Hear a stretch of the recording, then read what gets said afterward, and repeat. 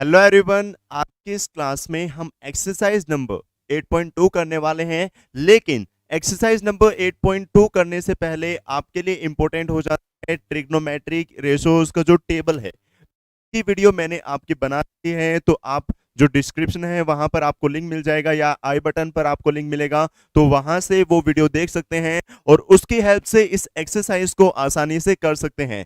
तो exercise number 8.2 में हमें सिर्फ और सिर्फ उन वैल्यूज का यूज करना है और चीजों को सिंप्लीफाई करना है। अगर आपको टेबल नहीं आता तो आप इस एक्सरसाइज को सॉल्व नहीं कर सकते। तो सबसे पहले वो वीडियो देखें और उसके बाद ही इस एक्सरसाइज पर आए। तो देखिए, स्टार्ट करते हैं एक्सरसाइज नंबर 8.2 का क्वेश्चन नंबर 1। फर्स्ट क्वेश्चन में इसने कहा इवेलुएट द फॉलोइंग। अगर हम इनको इवेलुएट करें तो फर्स्ट पार्ट में क्या है, sine 60 degree cos 30 degree plus sine 30 degree cos 60 degree. अगर इनकी वैल्यूज हम निकालें तो बिल्कुल ही सिंपल है। देखिए, जो आपका फर्स्ट पार्ट है उसमें इसने क्या कहा, फर्स्ट क्वेश्चन का first part sine 60 degree cos 30 degree plus sine 30 degree and cos 60 degree. अगर हमें इनकी वैल्यूज निकालनी है तो देखिए क्या रहेगा, साइन 60 डिग्री है जो है इसकी वैल्यू होती है सर √3/2। कॉस 30 की वैल्यू क्या होती है, आप कहेंगे सर ये भी अगेन √3/2 होती है। साइन 30 की वैल्यू ये 1/2 होती है और cos 60 की वैल्यू आपकी 1/2 होती है। अगर आगे इनको सोल्व करें तो पहले बोर्ड मास के अकॉर्डिंग मल्टीप्लाई होगा और फिर ऐड होगा। तो √3 को √3 से मल्टीप्लाई करेंगे तो क्या रहेगा 3 एंड 2 2 से क्या रहेगा आपका 4 प्लस 1 1 जा क्या रहेगा 1 एंड 2 2 जा क्या रहेगा आपका 4। एलसीएम क्या आ गया, सेम नंबर है तो एलसीएम वही रहता है। तो एलसीएम आपका यहाँ 4 और ऊपर भी 3 + 1 क्या रहेगा 4 रहेगा। अगर इसको कैंसिल आउट करें तो आपका आंसर क्या रहेगा 1। क्या यही आपका आंसर है?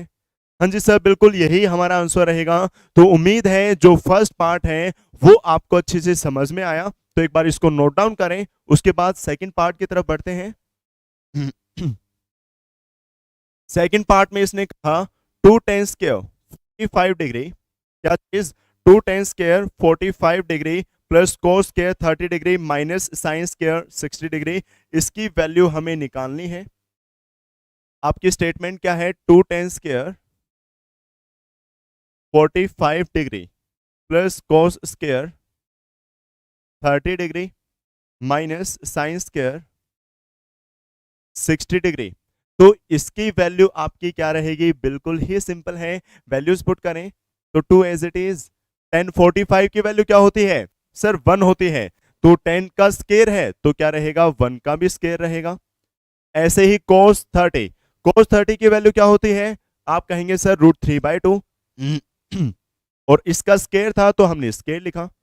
ऐसे ही आपका जो साइन स्क्वायर 60 है तो साइन 60 की वैल्यू आपकी क्या रहती है, साइन 60 की अगेन जो आपकी वैल्यू है वो क्या रहती है √3/2। तो √3/2 और इसका स्क्वायर है तो मैंने स्क्वायर लिखा। यहां तक आप सभी को अच्छे से समझ में आया होगा। अब इससे ये कैंसिल आउट हो सकता है क्योंकि एक टर्म पॉजिटिव है और एक टर्म आपकी नेगेटिव है। तो आपका सिर्फ और सिर्फ क्या बचा 2 और 1 का स्क्वायर क्या होता है 1। सो 2 1 जा आपका क्या रहेगा 2। सो 2 इज योर करेक्ट आंसर। यहां पर जो आपका आंसर है वो क्या रहेगा 2 रहेगा। तो उम्मीद है ये भी आपको अच्छे से समझ में आया। तो एक बार इसको नोट डाउन करें, उसके बाद आगे बढ़ते हैं। थर्ड पार्ट जो है उसमें इसने क्या कहा, cos 45 upon second 30 plus cosecant 30। क्या है, cos 45 सेकेंड 30 कोसेकेंड 30। तो अगर इसको सोल्व करें cos 45 क्या, cos 45 upon second 30 plus cosecant 30। तो बस आपको वैल्यूज पुट करनी है। cos 45 क्या होता है, आप कहेंगे सर 1/√2 सेकेंड 30। अब आपको जो टेबल है वो अच्छे से आना चाहिए। सेकेंड आपको पता है, मैंने बताया था किसका रेसिप्रोकल होता है, कोस का। और कोस 60 या 30, कोस 30 की वैल्यू क्या रहती है, कोस 30 की वैल्यू आपकी √3/2 होती है। तो उसका उल्टा 2/√3। कोसेकेंड 30 भाई साइन का उल्टा होता है और साइन 30 की वैल्यू 1/2, तो इसीलिए इसकी वैल्यू क्या रहेगी आपकी 2 हो जाएगी। इसकी वैल्यू क्या हो जाएगी 2, क्योंकि कोसेकेंड किसका उल्टा होता है साइन का। इसके नीचे कुछ नहीं तो 1 हम ले सकते हैं। अब अगर एलसीएम लिया जाए तो 1/√2 तो ये एज इट इज, इसका एलसीएम क्या रहेगा √3 और यहां पर 2 प्लस 2√3। अब आपको एक चीज पता है कि सर डिवाइड वाला रेसिप्रोकल होता है, तो इसको हमने यहां लिखा, क्या हो जाएगा 1/√2 तो एज इट इज, और ये रेसिप्रोकल होगा तो √3 तो ऊपर जाएगा और नीचे क्या आएगा 2 प्लस 2√3, तो 2 प्लस 2√3। अब इसको सोल्व किया जाए तो √3 को अगर 1 से मल्टीप्लाई करेंगे तो √3, 2 को √2 से मल्टीप्लाई करेंगे तो 2√2 और √2 को इससे मल्टीप्लाई करेंगे तो 2√6। इतना आपको अच्छे से समझ में आया। अब आपको पता है कि सर नीचे रूट में आंसर नहीं छोड़ते नीचे रूट में आंसर नहीं छोड़ते तो क्या करना पड़ता है रैशनलाइज करना पड़ता है। तो रैशनलाइज अगर करें तो 2√2 बीच में साइन चेंज तो √6 और इसी से मल्टीप्लाई किया जाता है और इसी से डिवाइड। तो मैंने ये चीजें लिखी हैं आपके। अब आपका क्या रहेगा मल्टीप्लाई करेंगे अगर √3 को अंदर मल्टीप्लाई किया जाएगा तो क्या आएगा आपका 2√6 और ऐसे ही √3 को 6 से मल्टीप्लाई करेंगे तो क्या रहेगा 18। नीचे क्या है भाई आपका a plus B, a minus B. आपने आइडेंटिटी पढ़ी होगी 8th क्लास में, a plus B A minus B क्या होता है a square minus B square. तो आपका ये क्या रहेगा इसका स्क्वायर रहेगा 2 का स्क्वायर 4, √2 का स्क्वायर 2, तो 4 2 जा 8 माइनस, और इसका क्या रहेगा 2 का स्क्वायर 4 और √6 का स्क्वायर आपका क्या रहेगा 6, तो 6 4 जा क्या हो जाएगा 24 6 4 जा आपका क्या रहेगा 24। अब अगर इसको सोल्व किया जाए तो देखिए ऊपर से 2 कॉमन आ गया, ये बच गया √6 माइनस, देखो √18 है, 18 को 9 इंटू 2 लिख सकता हूं, 9 अगर रूट से बाहर आएगा तो 3 बचेगा, तो इसीलिए ये आपका क्या रहा 3√2, क्योंकि जो ये बाहर वाला 2 था ये तो हमने कॉमन लिया था सर।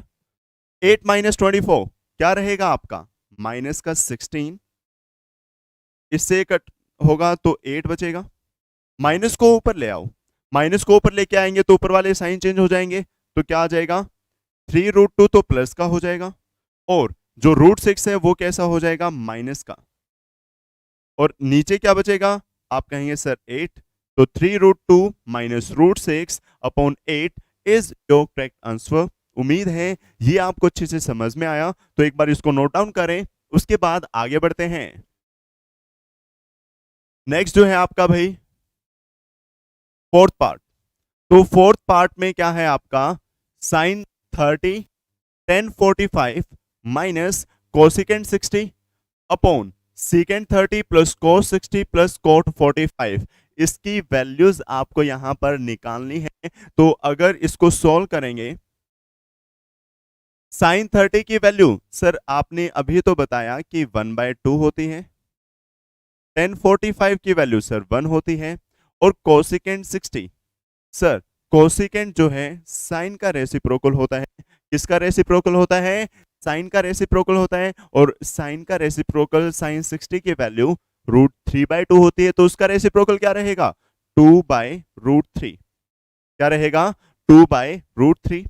और यहां पर नीचे क्या आएगा सीकेंट 30, सीकेंट उल्टा होता है कोस का, और कोस 30 की वैल्यू आपकी रहती है √3/2, तो उसका रेसिप्रोकल करेंगे तो 2/√3 अगेन। cos 60 सर cos तो रेसिप्रोकल ही नहीं, cos की वैल्यू तो होती है कितनी 1/2, cos की वैल्यू आपकी कितनी रहती है 1/2 रहती है, तो मैंने लिखा 1/2, और यहां पर प्लस cot 45 जिसकी वैल्यू 1 है। अब इसके नीचे कुछ नहीं तो 1, इसके नीचे भी कुछ नहीं तो क्या रहेगा 1। अब अगर एलसीएम लेंगे तो एलसीएम क्या आएगा ऊपर 2√3 2√3 को 2 से डिवाइड करेंगे तो 2 कट जाएगा, सिर्फ √3 बचेगा, और √3 को अगर मल्टीप्लाई करेंगे 1 से तो √3 बचा। ऐसे ही आपका 2√3 को अगर 1 से डिवाइड करें, 2√3 को 1 से डिवाइड करेंगे तो क्या रहेगा 2√3, और फिर 1 से मल्टीप्लाई करेंगे तो अगेन 2√3। यहां पर क्या आ गया आपका, 2√3 को √3 से डिवाइड करेंगे तो 2 बचेगा, एंड 2 2 जा क्या रहेगा 4, सो माइनस का 4 रहा। नीचे क्या है भाई आपका, अगेन एलसीएम आया, एलसीएम क्या आया 2√3। अब इसको √3 से डिवाइड करेंगे तो 2 बचेगा, तो 2 2 जा क्या हो जाएगा 4, यहां पर क्या बचेगा √3, और ऐसे यहां पर क्या बचेगा 2√3। भाई इससे कैंसिल आउट हुआ आपका, तो क्या रहा,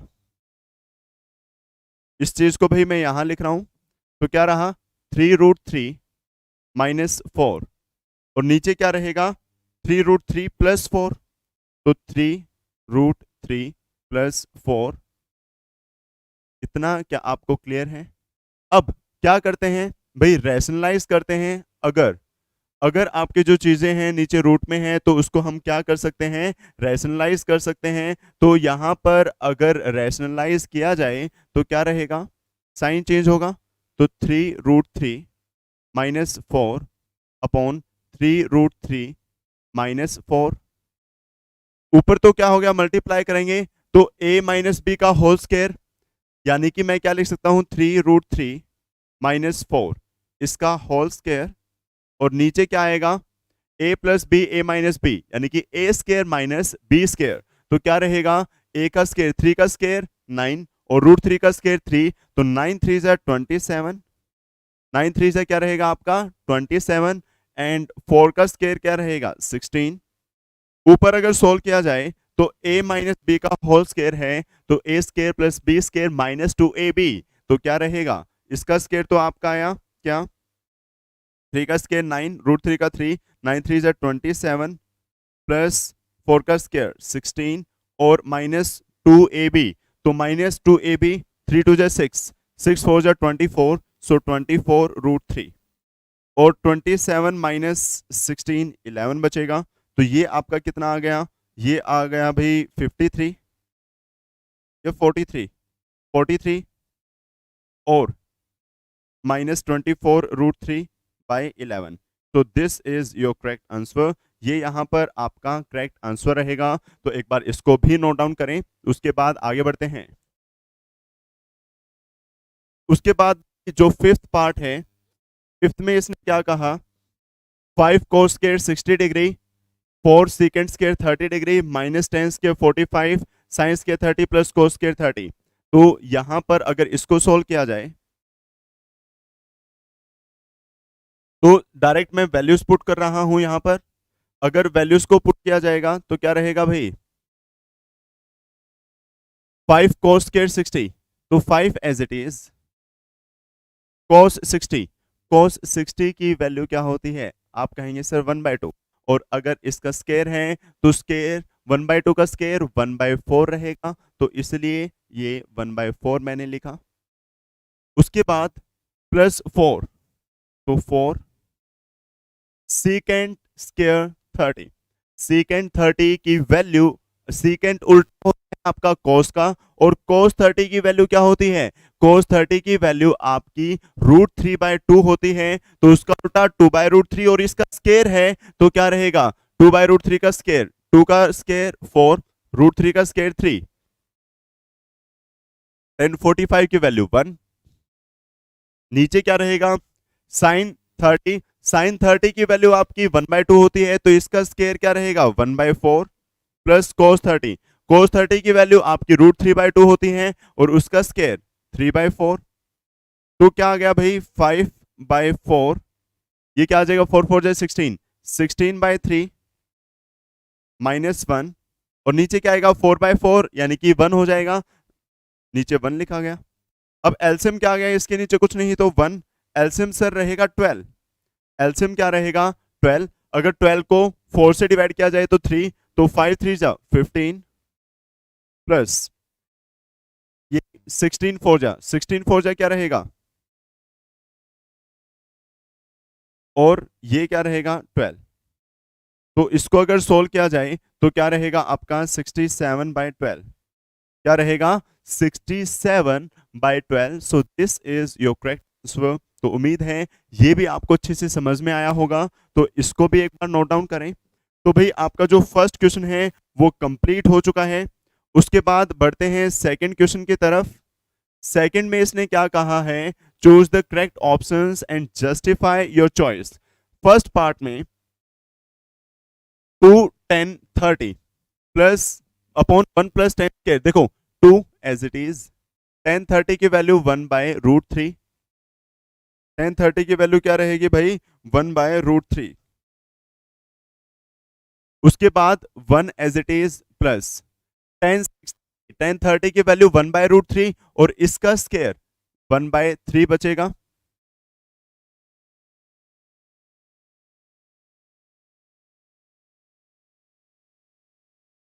हाँ, क्या रहेगा भाई 1/3। तो उम्मीद है ये भी समझ में आया। तो क्या रहेगा 2/√3 और ये क्या आएगा 3 बन जा 3 + 1 4/3। रैशनलाइज करेंगे तो मतलब डिवाइड के डिवाइड वाला क्या हो जाएगा आपका रेसिप्रोकल होगा। रेसिप्रोकल को अगर सोल्व किया जाए तो 2/√3 और ये रेसिप्रोकल होगा तो 3 ऊपर हो जाएगा और 4 नीचे, इससे कटेगा कितना बचा 2, कितना बचा भाई 2। और 3 को मैं क्या लिख सकता हूँ √3 इंटू √3 और ये क्या है √3/2, इससे कटा तो क्या बच गया √3/2।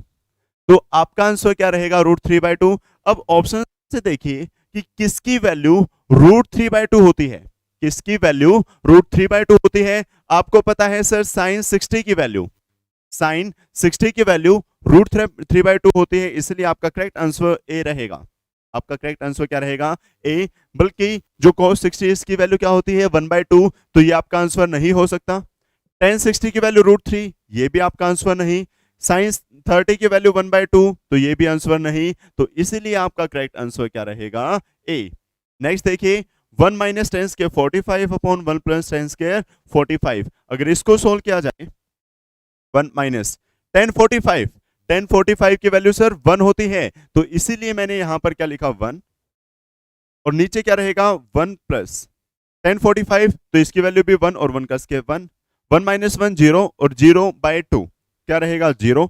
अगर किसी भी नंबर को डिवाइड करते हैं, मतलब 0 को किसी भी नंबर से डिवाइड करते हैं तो आपका क्या रहता है 0 रहता है, इसीलिए आपका यहाँ पर जो आंसर है वो भी क्या रहेगा 0 रहेगा। तो उम्मीद है ये भी आपको अच्छे से समझ में आया।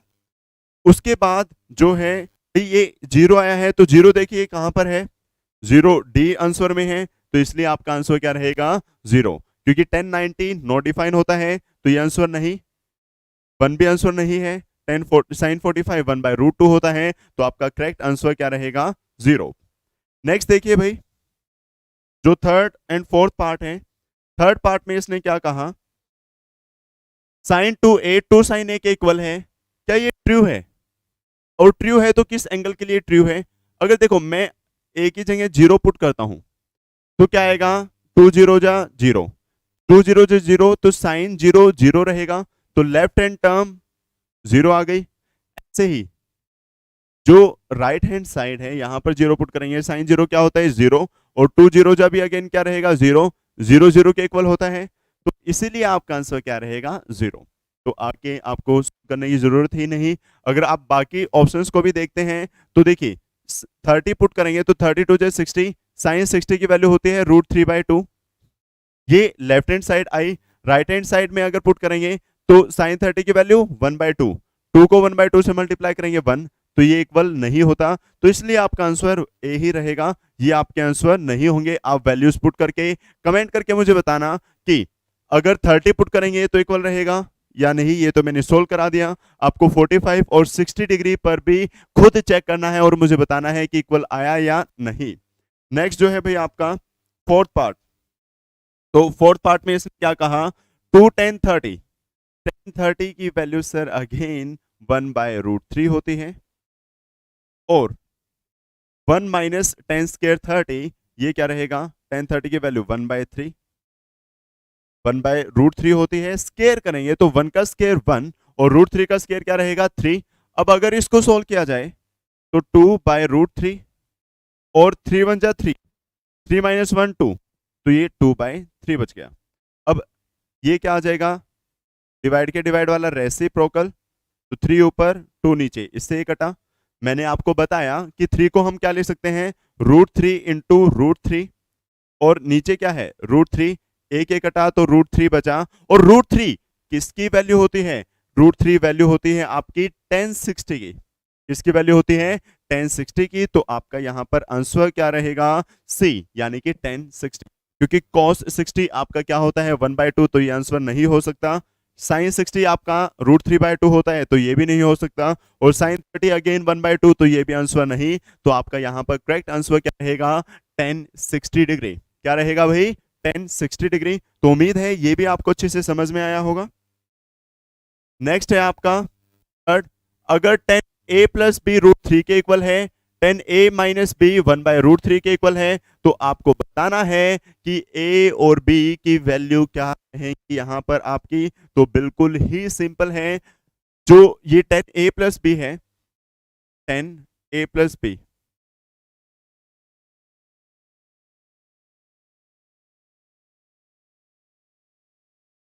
किसके इक्वल है, 30, मतलब √3 के इक्वल।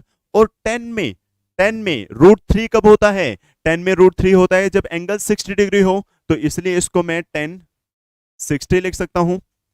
कंपेयर करेंगे तो 10 के इक्वल, तो ये एंगल इस एंगल के इक्वल होना चाहिए। तो a प्लस बी आपका किसके इक्वल आया, 60 डिग्री के इक्वल आया। a प्लस बी किसके इक्वल आया भाई, 60 डिग्री के इक्वल आया। ऐसे ही आपका 10a माइनस बी 1/√3 के इक्वल, 10a माइनस बी 1/√3, और 10 में 1/√3 कब होता है, जब एंगल 30 डिग्री हो। तो 1030 मैंने यहां पर लिखा, 10 से 10 गया तो क्या बच गया, a माइनस बी किसके इक्वल, 30 के इक्वल।